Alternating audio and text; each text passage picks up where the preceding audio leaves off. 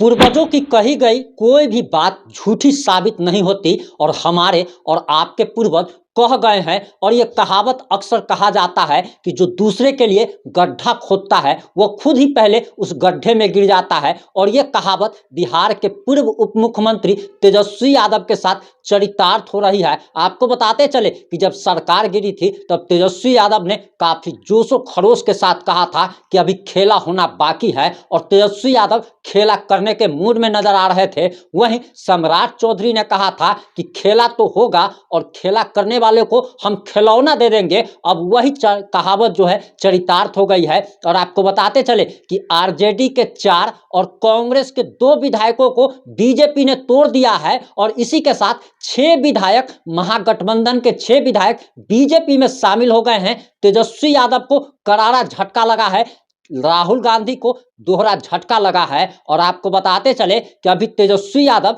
जहां जन विश्वास यात्रा कर रहे हैं वहीं राहुल गांधी भी भारत जोड़ो यात्रा कर रहे हैं। अब जरा देखने की बात है कि तेजस्वी यादव जिस जन विश्वास यात्रा को कर रहे हैं, यानी कि ये विश्वास जीतने की यात्रा चल रही है, लेकिन अपनी ही पार्टी के विधायकों का विश्वास जीतने में असफल रहे हैं। यानी कि आप कह सकते हैं कि जो दूसरे को दूसरे चलता था वो खुद जो है उसका हालत खराब हो रहा है, दुर्गति हो रही है।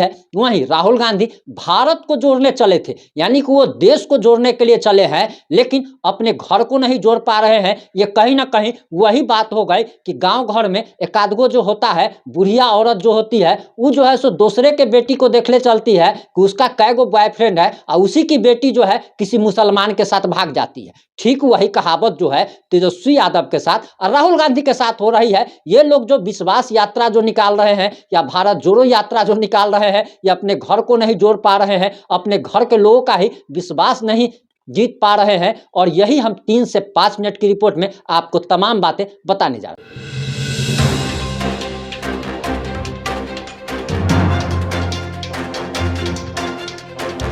नमस्कार, मैं प्रिंस कुमार सिंह और आप देख रहे हैं पॉजिटिव इंडिया। अगर अभी तक आपने चैनल को सब्सक्राइब नहीं किया और हमारे फेसबुक पेज को फॉलो नहीं किया है तो खबरों से अपडेट रहने के लिए अभी कर लीजिए। और जो लोग ऑलरेडी कर चुके हैं उन तमाम लोग को सही हृदय धन्यवाद। और वापस आते हैं अपनी खबर पर। दरअसल आपको बताते चले कि आरजेडी के 3 विधायक प्रहलाद यादव, नीलम देवी और चेतन आनंद को बीजेपी पहले ही तोड़ चुकी थी। अब तेजस्वी यादव को दोहरा झटका लगा है। और आपको बताते चले कि आरजेडी के एक और विधायक बीजेपी में शामिल हो गए हैं। वहीं राहुल गांधी को भी करारा झटका लगा है और उनके भी पार्टी के 2 विधायक बीजेपी में शामिल हो गए हैं। और आपको बताते चले कि ये टोटल 6 के 6 विधायक सम्राट चौधरी के साथ नजर आए। बिहार के वर्तमान उप मुख्यमंत्री सम्राट चौधरी ने इन लोगों को गुलदस्ता देकर और मिठाई खिलाकर इन लोगों का स्वागत किया है। और बताया जा रहा कि कांग्रेस के जो एक विधायक शामिल हुए हैं वो दरअसल महागठबंधन सरकार में मंत्री भी रह चुके हैं।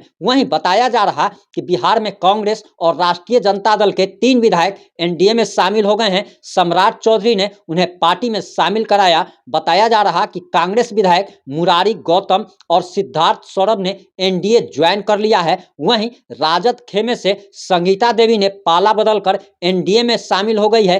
कांग्रेस के मुरारी गौतम महागठबंधन सरकार में मंत्री भी रह चुके हैं और चेनारी विधानसभा से विधायक हैं। सिद्धार्थ सौरभ विक्रम विधानसभा से विधायक हैं और अब पाला बदलकर बीजेपी ज्वाइन कर चुके हैं। राष्ट्रीय जनता दल की विधायक संगीता देवी मोहनिया विधानसभा से आती है और वह भी बीजेपी ज्वाइन कर चुकी है। वहीं बताया जा रहा कि बिहार में बीजेपी ने 6 विधायकों को तोड़ दिया है। विपक्ष के 6 विधायकों ने अपना पाला बदल लिया है। बिहार में विपक्षी गठबंधन के अब तक 6 विधायकों ने आरजेडी यानी कि महागठबंधन को धोखा देकर, ये धोखा देना ही कहा जा रहा है। और धोखा देना क्यों कहा जा रहा है इस बात को भी समझिए कि ये लोग जो हैं किसी भी पार्टी के सिंबल पर चुनाव जीतते हैं और उसी सिंबल के आधार पर लोग उन्हें वोट देती है। लेकिन ये लोग जीतने के बाद अपने स्वार्थ सिद्धि के लिए, अपने फायदे के लिए कैसे चुनाव से पहले इन वक्त पर पाला बदल लेते हैं। और ये इसलिए होता है, ये लोग तो खैर कहते हैं कि हम मोदी सरकार के जो है उपलब्धियों से, योजनाओं से खुश होकर, मोदी सरकार के कार्यों से खुश होकर बीजेपी ज्वाइन कर रहे हैं। लेकिन असल खेल कुछ और है, और असल खेल जो है वो जरा जान लीजिए कि सारे जो विधायक जो है जो शामिल हो रहे हैं, इन पर भ्रष्टाचार का भी आरोप लग रहा है। और बीजेपी जो एक ऐसी पार्टी है जिसको वॉशिंग मशीन पार्टी कहा जाता है, बड़े बड़े चोर चुहार इस पार्टी में आकर के एकदम साधु बन जाते हैं। आपको बताते चले कि झारखंड के एक जो है सो पूर्व मुख्यमंत्री रह चुके हैं, मधु कोड़ा शायद उनका नाम था, उनकी पत्नी का नाम गीता कोड़ा है, और ये लोग जो है से हजारों करोड़ के भ्रष्टाचार में लिप्त थे, और इन पर जो है ईडी सीबीआई की जांच इसी बीजेपी ने बैठाई थी। अब उसी पूर्व मुख्यमंत्री मधु कोड़ा की पत्नी गीता कोड़ा को बीजेपी ने अपने में शामिल कर लिया है, और इसी के साथ गीता कोड़ा और वॉशिंग मशीन में धुल करके, सर्फ एक्सल से धुल करके एकदम चमक दमक रही हैं। अब ऐसा लग रहा है कि इनके ऐसा पवित्र तो अब दुनिया में नहीं मिलने वाला है।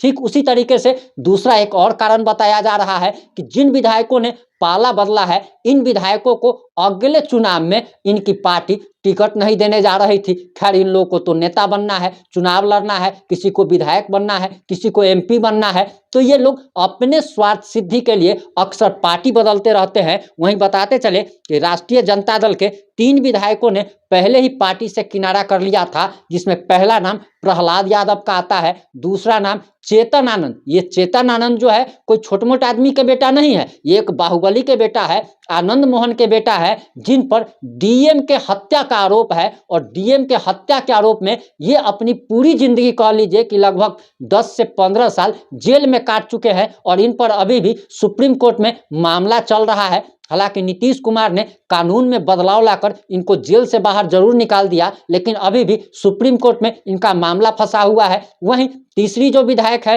नीलम देवी, और नीलम देवी के बारे में हम ज्यादा कुछ बोलेंगे नहीं, क्योंकि वो हमारे बाहुबली अनंत सिंह जी की पत्नी है। वहीं आपको बताते चले कि इसके बाद 3 और विधायकों ने पाला बदला, जिसमें कांग्रेस के 2 विधायक और आरजेडी के 1 विधायक बताए जा रहे हैं। वहीं विधायकों की सदस्यता को लेकर विधानसभा सचिवालय से कोई आदेश जारी नहीं किया गया है। जब तक अधिसूचना जारी नहीं होती है, तब तक किसी विपक्षी विधायक को किसी सत्ता पक्ष के दल के साथ जोड़कर नहीं गिना जा सकता है। वहीं आरजेडी का इस पर कहना है कि जितने विधायकों ने पाला बदला है, पार्टी के साथ धोखा किया है, इन सब की सदस्यता चली जाएगी, इन सब की सदस्यता चली जाएगी, यानी कि ये विधायक नहीं रहेंगे और वहां पर फिर से उपचुनाव होगा। वहीं आपको बताते चले कि बिहार के पूर्व सीएम और राजद नेता राबड़ी देवी ने पार्टी के नेताओं के पाला बदलने पर बीजेपी पर करारा हमला किया है, और पार्टी विधायकों पर एजेंसी की छापेमारी को लेकर उन्होंने कहा कि बीजेपी अब बीजेपी नहीं रही, यह जंगल पार्टी बन गई है, यह गुंडों की पार्टी बन गई है। पहले भी गुंडा राज था और आज भी वैसा ही है। वहीं डिप्टी सीएम सम्राट चौधरी ने तेजस्वी यादव को निशाने पर लेते हुए अपने एक बयान में कहा कि ये लुटेरे लोग हैं, पैसे के दम पर सत्ता हथियाना चाहते थे, सत्ता में बैठकर भ्रष्टाचार करते रहे और उसे हथियाने के लिए पैसे का खेल खेला गया। इस मामले में कार्रवाई होगी, चिंता मत कीजिए। हमारे पास 128 विधायकों का बहुमत था, लेकिन पैसे का खेल खेला गया। वहीं आपको एक जानकारी देते चले कि अभी एनडीए सरकार जो बिहार में जो चल रही है, इनके पास 128 विधायकों का समर्थन जरूर था, लेकिन जब इनको सदन में बहुमत साबित करना था, उस समय इनके साथ मात्र 125 विधायक थे। 3 विधायकों ने इनको भी धोखा दिया था। वहीं एक जानकारी और आपको देते चले कि कहा जा रहा है कि दरअसल पैसे का खेल, अब पैसे का खेल क्या है उसको भी जरा समझ लीजिए कि बीजेपी दुनिया की सबसे बड़ी पैसे वाली पार्टी है और 7,000 करोड़ से ज़्यादा इसके अकाउंट में पैसा है। तो बीजेपी को इस बात का भी जवाब देना चाहिए कि आखिर 7,000 करोड़ रुपया इनके बैंक अकाउंट में कहाँ से आया। आखिर इन राजनीतिक पार्टियों को ये क्यों नहीं ये लोग पार्टियां बताती कि इनके पास चंदा किस सोर्स से आता है, कौन लोग इन्हें चंदा देते हैं। वहीं बीजेपी ने बिहार ही नहीं बल्कि देश के हर एक हेडक्वार्टर में यानी कि हर एक जिले में अपना जो है 4 तल्ला 5 तल्ला बिल्डिंग बना लिया है। कहीं ये भी सारी प्रधानमंत्री आवास योजना का तो पैसा नहीं है। सबसे बड़ी बात तो ये भी है कि विपक्षी नेताओं पर लगातार ईडी सीबीआई की कार्रवाई होती है, लेकिन आप एक भी बीजेपी के नेता या एनडीए गठबंधन में शामिल किसी भी पार्टी के नेता का नाम बता दीजिए कि जिस पर ईडी और सीबीआई की कार्रवाई हुई है।